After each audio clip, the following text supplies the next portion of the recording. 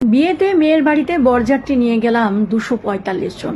মেয়ের বাবা আড়ালে ডেকে বললেন, বাবা তোমাদের না 100 বরযাত্রী আনার কথা ছিল। বললাম, বাবা আমি পরিবারের ছোট ছেলে, সবার শখ বিয়েতে আসবে, কি করে তাদের না বলি বলুন তো। সে না হয় ঠিক আছে, আগে থেকে বললে ভালো হতো আর কি।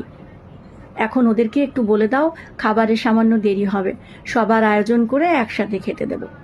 বাবা আপনি কোনো টেনশন করবেন না, আমি বলে দেব। এতে আত্মীয় স্বজন বন্ধু বান্ধব কাউকে আনা বাদ রাখিনি, সবাই তো কাছের মানুষ, কাকে রেখে কাকে বাদ দিই বলুন তো। বিয়ে হয়ে গেল, বছর ফিরতে স্ট্রিট ডেলিভারি, হসপিটালে আমার রুদ্ধশ্বাস অবস্থা। এই নেগেটিভ রক্তের প্রয়োজন। আত্মীয় স্বজন অনেকের সাথেই রক্ত মিলে যায়, তারা বাহানা দিয়ে এড়িয়ে গেল। রিকশায় উঠে রওনা হলাম কলেজগুলোর উদ্দেশ্যে। সেখানে রক্ত জোগাড় করার স্বেচ্ছাসেবী কমিটির ছেলেমেয়েরা থাকে, ওদের বললে যদি কোনো উপায় করে দেয়। আমার ছটফটানি দেখে রিকশাওয়ালা মামা হঠাৎ বলল, মামা এত ঘাবড়াইছেন কেন, কার কিছু হয়েছে মামা? আমি বললাম, জানেন আমার স্ত্রীর রক্ত লাগবে, জোগাড় হয়নি, স্ট্রিট ডেলিভারি।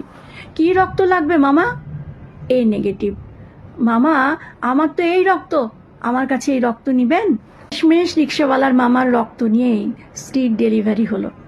মাথায় হাত রেখে দীর্ঘশ্বাস ফেলে ভাবলাম, বিয়েতে গোষ্ঠীবদ্ধ হয়ে কাদের নিয়ে গিয়ে খাওয়ালাম, কাদের আপন ভাবতাম।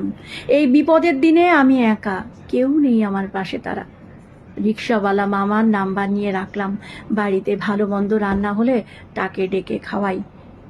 সেই একমাত্র আসল আপনজন। নমস্কার।